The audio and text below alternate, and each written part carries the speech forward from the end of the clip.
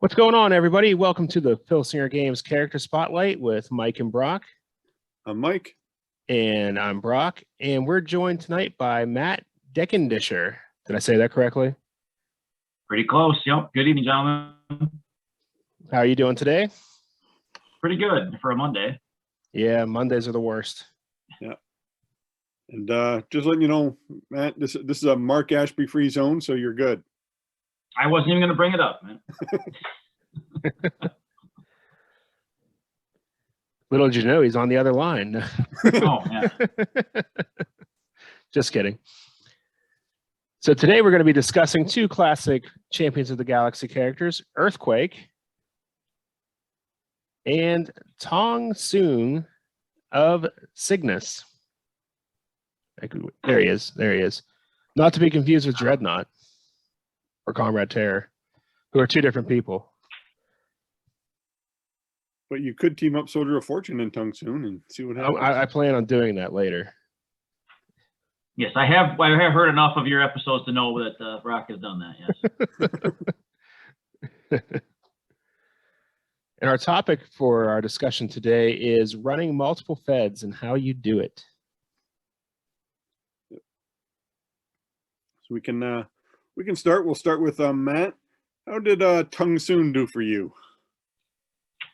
It was all right. I like the character. I like the Alien Core tag team. As far as success goes, I think they won the titles like maybe twice. Nothing of an incredible lengthy reign, but probably a pretty good solid mid-card tag team that you could do a lot with, put them up against pretty much anybody. I know at one point I did turn the Alien Core face and had them, work that way for a while. So they were versatile. Tongsoon, that beautiful drawing. I think he's green. He's not orange. And just made a nice tag team partner for Comrade Terror. Yeah. How'd they do for you, Brock? Not too great. Pretty much the same as Matt. I don't think I ever captured our titles, though. They were solid mid-card guys. Yeah, I don't remember them doing too much. I did a lot more with Comrade Terror as a singles guy at the time, because this is when I was doing my quick playthrough, because I was trying to get caught up, and I regret doing that because I missed so much history. So a lot of these guys got very little play in our Fed, and unfortunately, this was one of those guys.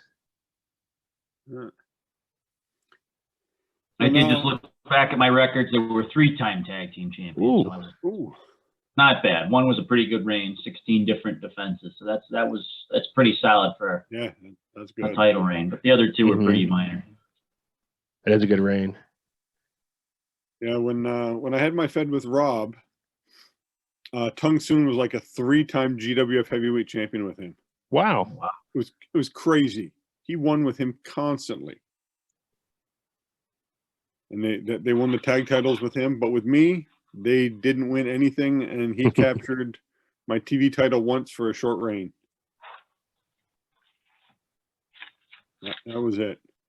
Nothing spectacular. I was just excited to get another alien in the game, because they were lacking at the time. Well, we had lots of aliens. Yeah, but they were all 90% of the Fed was an alien. Well, you know what I mean. Yeah. Not random white guys.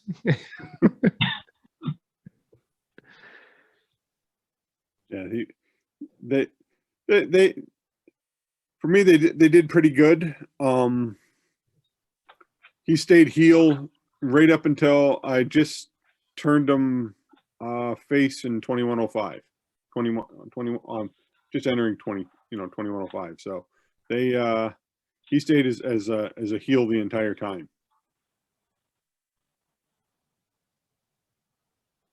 They never became Soldier of Fortune? No, even as Soldier of Fortune, they stayed heel. I didn't call them, what were they, Above the Law or something like that? Or I can't even remember their tag. Oh, the Mercenaries. Mm-hmm. Yeah, I called them Body Count. I just preferred that name. That's a cool Big name. Ice-T fan, huh? Yep.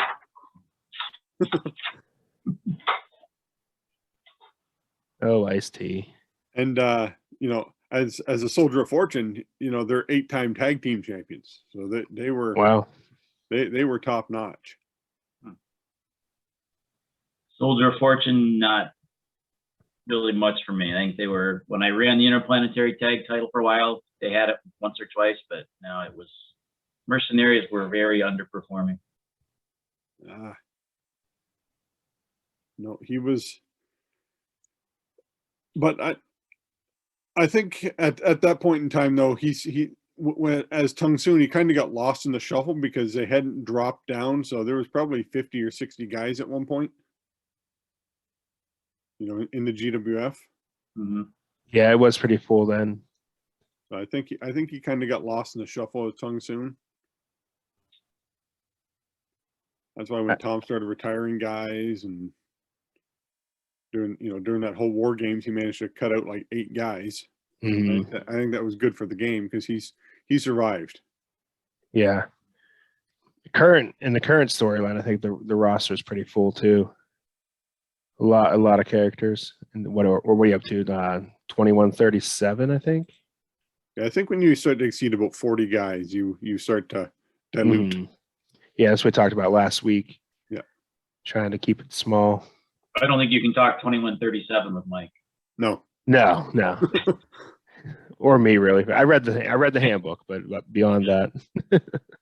I think I'm at 2135, and I think the roster got a few extra guys. 2134 is about the perfect size, and there's a few more in 2135, but I hope to be caught up someday. Getting close. You'll do it. There's no hope for us, but we believe in you. Well, I knocked off about 8-10 years during the first year of COVID, so I mean, it's nothing to do. It's a good time for that. Yeah, I actually went through like a year and a half. Oh. But I wrestle a lot of feds. I just don't wrestle one. Yeah. We'll talk more about that in just a few moments. Yeah.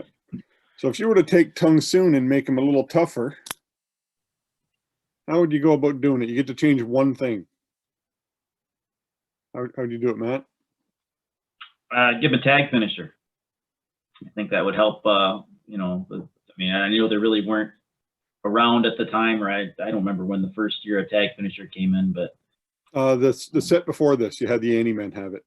Oh, they did have a tag. Okay, but I just think if for me, I didn't wrestle them singles much, so as a tag team guy to kind of strengthen that tag team without really changing too much else, I think a tag finisher would have worked really well.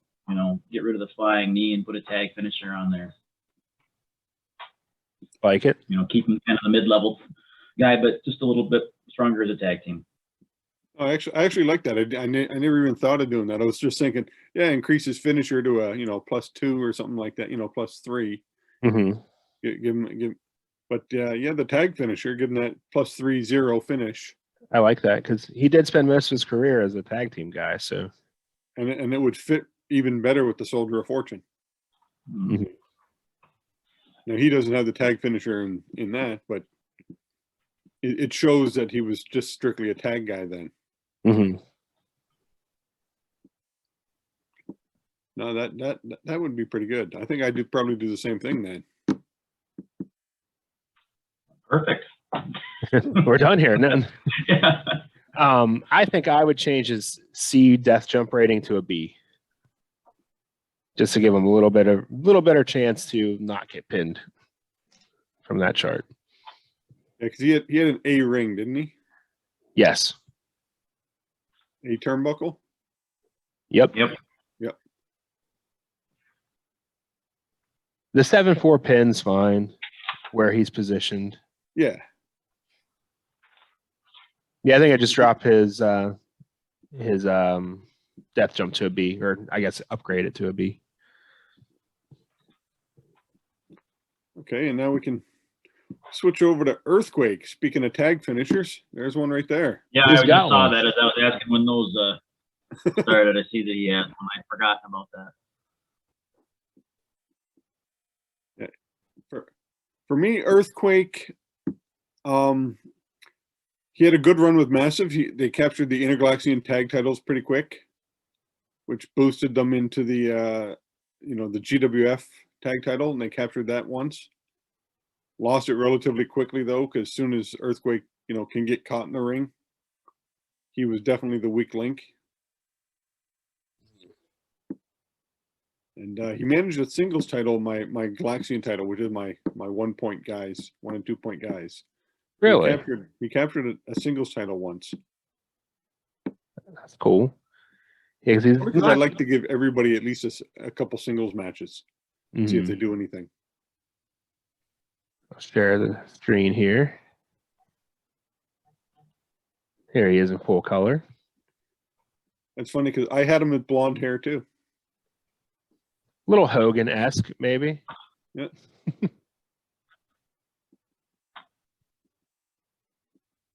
They have him listed officially at 6'6.5", 387 pounds. That's ridiculous.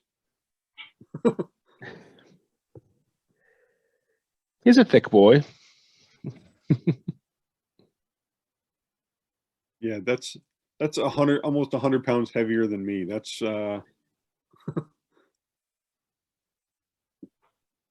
Yep. We talked about this. We talk about this every week, just how big everybody is Yeah. in the GWF. It's gotten better, but everyone's just so massive. yeah, they just got to work on the weights. Mm-hmm. The Yeah. height to weight ratio. Mm-hmm. has Well, if to you be a think little about it better. too, like look at the guys who were wrestling in the 80s. They were all like that though. They were all thick, big, beefy Yeah, but even guys. Hogan was still listed at 300 pounds. He probably wasn't actually 300 pounds. Yeah, he probably was awfully close to it. I met him once when I was in high school, and he was, he wasn't 6'7", because I could stare him in the eyes, Yeah. but he was still a massive individual, like huge. Earthquake looks bigger than him, so They still bump up the weights in the future too. they do even more. So how did Earthquake do for you there, Matt? Yeah, he was not much of anything. The tag team, I think they got some decent wins. I mean, they had with Powerhouse decent record, but never won the titles. One time brief run as the interplanetary tag titles, but Earthquake was just not good. Really not much. No better way to put it. Yeah. Yeah, once you hit that level 3 defense, forget it. Yeah. Especially But at it was that interesting time. to have a tag team like that, though, like double -4 powers. Mm-hmm. Yeah. Oh, it was a neat concept. I mean, I enjoyed, I guess, using them to some degree, but Mm-hmm. they weren't going to get too far. I mean, they get some wins, but once Earthquake's in the ring, it's unless you can get them on level 3 offense, there's really no reason to have them in there. Yeah. Yeah, that's how I worked at Massive. Stayed in almost the entire match. It was kind of like having Haku and Andre. Haku does all the work, and Andre comes in to sit on the guy, and that's what that was. Massive stayed in the entire match, get somebody down, Mm-hmm. tag in Earthquake. Trying to hit the big finish. Yeah. I'd say you have a great memory, but for you probably played that year, a couple years ago. Yeah, I don't know if I was smart enough to think about it that way back then. Oh, that's how I did all my tag. We covered this Mm-hmm. one time. I've always used the odds on in math and when I played. Mm-hmm. That determines on who goes on what level, who starts where, who comes in on what level. Yeah, and I've trying to do that, starting to do that on my stream matches, and now my tag matches take like 45 minutes because nobody can get the advantage. I mean, nowadays I do that. The guy that's got the 3 level 3s and level 2 offenses. He's in a lot of the match. But Mm-hmm. back in 1990, I don't know if that was even smart enough to think about that. Oh, that's all I did. Soon as, because we screwed up when we first started playing the game, like the choices, the choice chart, we didn't use it. Choice H and choice E and all that. So we thought you could do it or just put them down. So like that's when Rob created the tag team of Kraken and Bishop Hell. So Kraken would be level 2 offense. He'd put you down, and Bishop Hell would come in for level 3. And that's why those guys were a dominant tag team for him. Like you thought Badger and Ram were good. Well, here's a +4 finisher. Yep.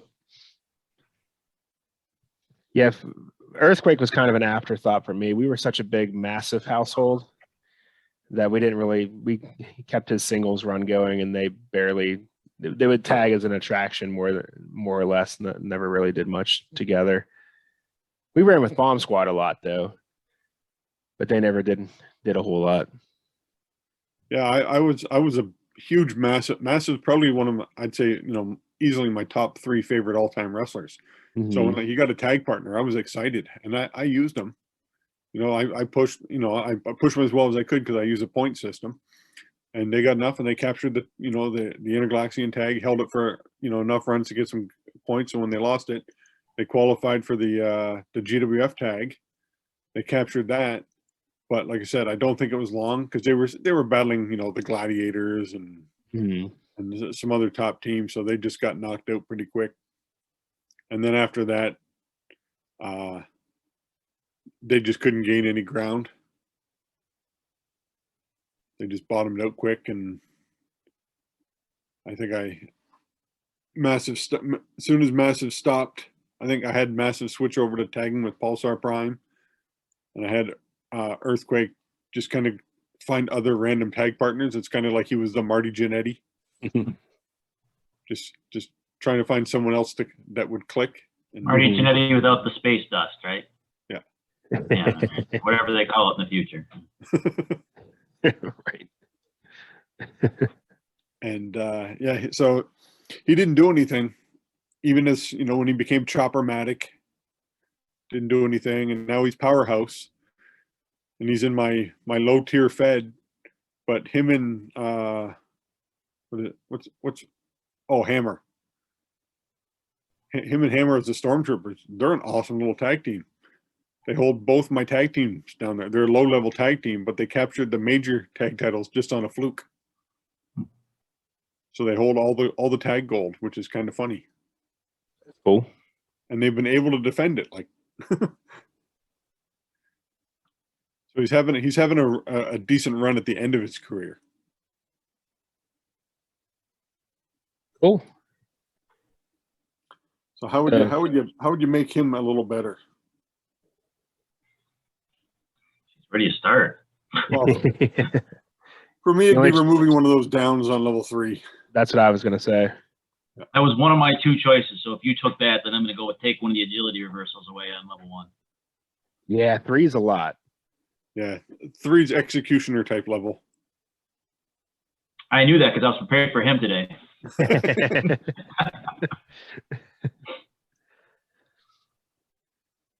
Executioner, Earthquake, they sound very similar. Yeah, they begin with an E. There's not too many that do. But yeah, with that Earthquake, you're never going to get the level 3 move off on hardly anybody with the agility reversals. I mean, that's. You have a +3 agility. Yeah. Yeah. Unless you're facing Man Mountain, you're losing that. That's a heck of a match right there. Or Brute. Yep. Yeah. Man Mountain, Brute, Earthquake. Oh. We'd have to look back and see if I ever ran an Earthquake Man Mountain match. Set aside 45 minutes for that. Oh no, that can go pretty quick because if they get, it's not like a Brute Man Mountain. Yeah. At least these guys, Earthquake could put you down. It's just if he got on defense, he was in trouble.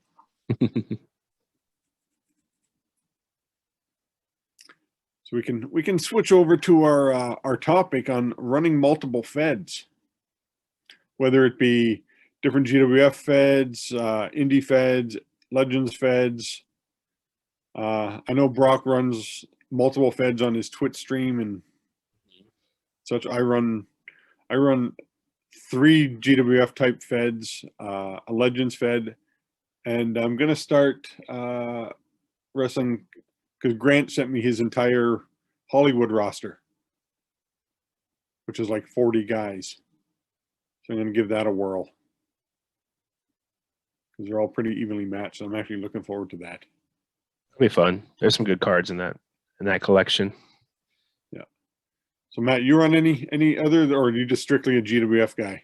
Strictly GWF. I'm gonna go multiple feds. I ran GWFC concurrent with the GWF. The years it was active, I mean, they were intertwined, but I mean, it's still a separate entity of its own. And then now with GWF and FTR running both of those intertwined.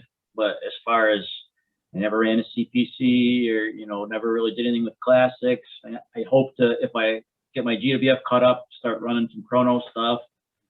Someday I'm going to do stuff with Legends, whether it's just, you know, roll some random tournaments or whatever. But, you know, say I got all this stuff that's for me to play it in the retirement home, I guess, someday. Yep. Did you buy the cards or did you just play it online? What's online? Yeah. No, I buy everything. I actually online.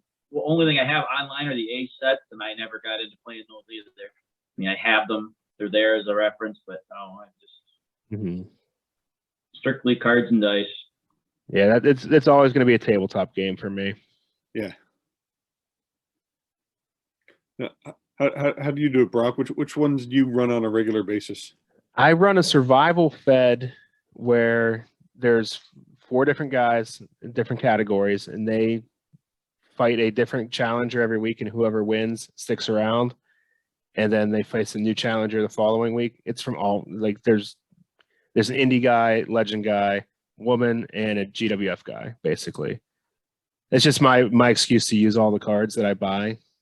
So I kind of cycle in from everything. And then I do a straight up bootleg fed.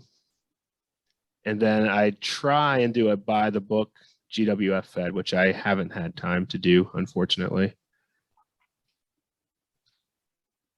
Yeah. Yeah, I run my GWF, NGA, and CPC fed, and like I said, that's one. And I forgot I have a women's fed now. I just started. Look at you! So many women's wrestlers. So I run a crap load of feds. That's one of the reasons why I'm so behind. You run all these feds because you want to use. It's the thing, you want to use all the cards. Yeah. And that's what my survival fed. Like once you lose, you're done. So you can't come back. So even like a different version of that character, an updated version or whatever, you're gone. Name change, whatever, done. Just to force me to cycle through all these cards. There's no story or anything like that. It's just matches. No, I've seen you do that on Twitch. Yeah, it's just the I like I want to use all the cards. I have so many GWFZ characters I even slowly want to cycle through. Some of those are great characters. Yeah, those sets were so fun. Yeah, I pulled a couple of the color ones out to use in the FTR, just so I get some use out of them. But yeah, once the territory set came out with, it's like 400 cards. I mean, there's just cards forever. I mean, yeah. It's just so many things to eventually use, and someday I'd like to be able to find a way to use them a lot more. Yeah, I'm at a point now where I don't have to buy another thing for this game, and I could probably play for the rest of my life because there's so much stuff out there. Yeah, and, I get mailed bootlegs by different people all the time, so my bootleg fed can keep growing. Kevin Butcher just messaged me and he's like, yeah, he goes, I just sent you out his he's got some mice. The Rat Pack. Yeah, the Rat Pack. They're fun. I haven't had a chance to integrate them into anything yet, but the one the manager has like a bribery chart on it, which is pretty neat. And Paul Barnes, he just made up, because I talked about the one wrestler I made I had the idea for a bad guy version of Holocaust from the same planet called Nuclear Chaos, and like a week later Paul Barnes sent me a picture of his version of Nuclear Chaos, and I showed it to Brock, and then Paul's just recently colored it, and so at one point he wants to put it online as a free download for people. So Looks pretty sweet. We're gonna attempt to do that for him. Hopefully by the time this episode drops, it'll be out there. If it is, we'll put a link below. Put a link where you can download his card. Yeah, because the artwork is sweet. Yeah, it is. I know I sent it to you. The color version. I even saw the. You want me to show it on here? Yeah, you can. Or should we keep it a secret? No, you can show it because hopefully it'll drop by time then. And if not, All right, you guys keep talking. I'll go look for better than me just doing this. Look, there it is. it. Quite see that. Same as Randy. Randy sent me the final version of, because Kevin Butcher won the color card that Randy drew, except it got sent to the wrong address. And then when Kevin went to go to the address to pick it up, the people were like, "No, we never got it." And so Randy drew another one for him, and it is way better. Not so much wow. artwork to show. So Kevin has a copy. Here's Nuclear Chaos. Oh, interesting. So yeah, that hopefully by the time this episode drops, because we're in the future.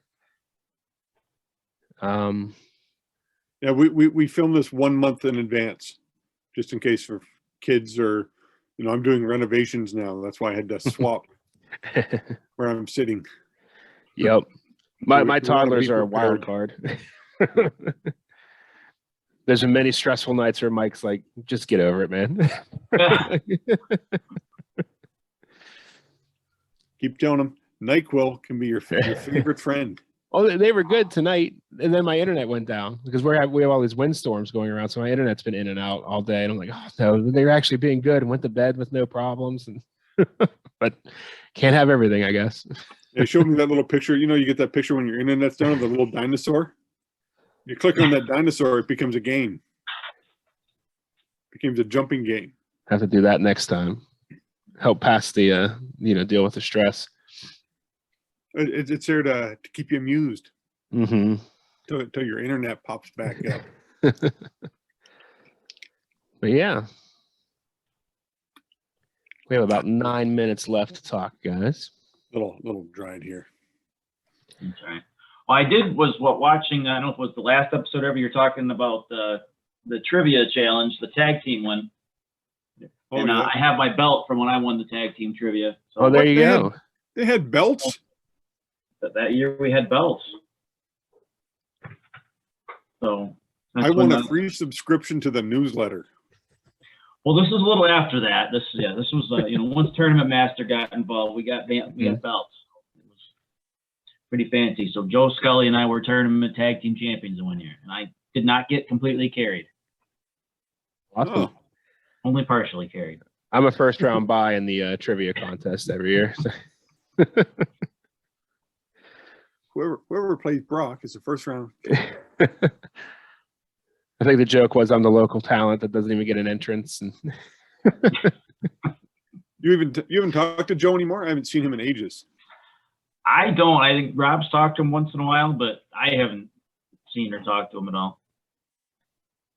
Yeah, he was on Facebook, and I hadn't even seen him since then. And because I have a simple rule: if you don't comment or do anything within a year, I just unfriend you, because it's a social media. I'm not there just so you can gather friends, or I like to use my social media as social. So I think after a year of him just not doing anything, I think I just let him go. And I haven't heard anything since. And he stopped coming up to the cons. He showed up to one randomly, and I think he was at the last Jamestown one. yeah. I hope he's doing well. Oh yeah. So many of those guys that we kind of lose contact with through the years. Oh yeah. Guys will pop in and out. Mm-hmm. I mean, I've popped in and out. I've had several breaks in playing where 2 years later, I pick everything back up, and it happens. Yeah, Yeah, go ahead. We covered that. It never really goes away. No. No, it never leaves your mind when you're not playing. I mean, it's Mhm. always there. Hopefully I don't drop it again anytime soon, but life happens. Yeah, that's for sure. The best thing for my Fed was COVID. Yeah. Well, and mine too. I was able to catch, because I started New Beginnings, but I had a big gap before that, and I was able to bring 2109 up to 2119 through COVID, and then That's impressive. That's a big jump. How many cards per year do you do? I think for those, I do like a dozen. You get Okay. caught up. in general now in my 2130s, I'm like, between 25 and 35, just kind of depending on Mm-hmm. what I got planned out. Not like the early years where I'd play 120 cards a year, but some of those cards would have 3 matches on it. So, I mean, it was kind of a little different way of keeping track of things back then. That's how my one Twitch fed I'm doing is it's in real time. So I do 2 weekly cards, but I have 6 cut it off at 6 matches per card. But at the end of the year, it's going to be like 136 cards. It's ridiculous. Yeah. Yeah, but it adds up. Like each one of my feds is 15 cards with 3 super cards. So there's a little super card at the end of every 5 cards. Mm-hmm. Well, and then, some of those 21, 13, 14, whatever, we got 75, 80 guys, in the roster. Most of those dozen cards were probably 14, 15 matches long. Yeah. Everybody in. Every card is 10 matches. But I remember when I started off, when I was caught up back in, the 2090s and stuff. Back in 1988 when you were caught up. Yep. I think the last time I caught up was 1991 in actuality. Whatever year Mad Jester, which is this set. This set, yeah. This was the last time I was caught up. 1988. Yeah. It was the last time I was caught up. Just saying. I was never caught up. When I first started playing, we were just releasing 2107, I believe. And I used to run 44 cards a year. So that was big for me. And every card had like, I think 10 or 12 matches of still. I'd run 3 titles, 3 feud matches, and then just, filler matches to build up to other stuff. Mm-hmm. The grind. Yeah, and that's how I worked it. But you had so many guys too. Yeah. Like, there was easily. We should probably do that, is figure out how many guys before we start, because this set, we don't lose any wrestlers this set. It's next set I think we lose wrestlers, right? Omega finally retires, or did he retire? He retired last set, didn't he? Omega? I don't remember. When did he become a manager? Yeah. I have a few matches for him in 2089. Yeah. But I was just looking for my book. Where's my book? Where's my GWF files?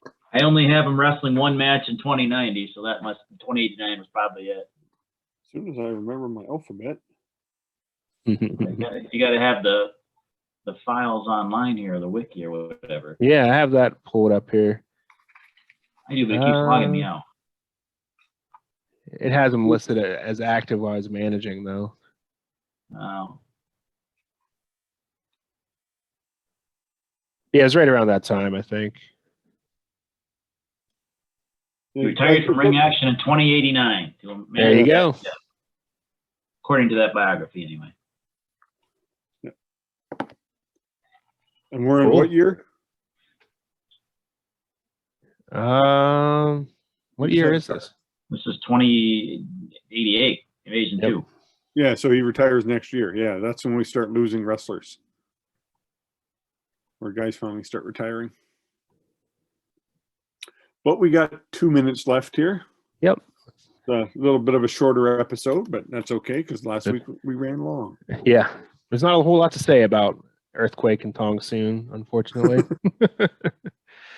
Characters are glad they existed. Love to Exactly. Like to go back and and someday if I ever revisionist history, play a little bit differently with the colored cards and just kind of see how everyone does again. Mm-hmm. Tongsoon That's something we talk about often on here, going back and just, plugging in different, because they've introduced other characters that are supposed to be from that timeline and everything. Yeah. So I just hate to ruin my original history, so I'm always hesitant to kind of. I already ruined my original history. Can't get much worse. No. All right. Well, thank you, Matt, for joining us. Appreciate you taking the time. Thanks for having me on. Yeah, I appreciate it. It's a lot of fun. We'll definitely have you back. I would love to. Cool. All right. Thank you for watching, everybody. Please like and share and subscribe. And we don't have much time left, but there's all kinds of links below to other podcasts and things that are Filsinger Games related. So please show those people some love. All the links are in the description below. So please check those out, and we will see you next time. Good night.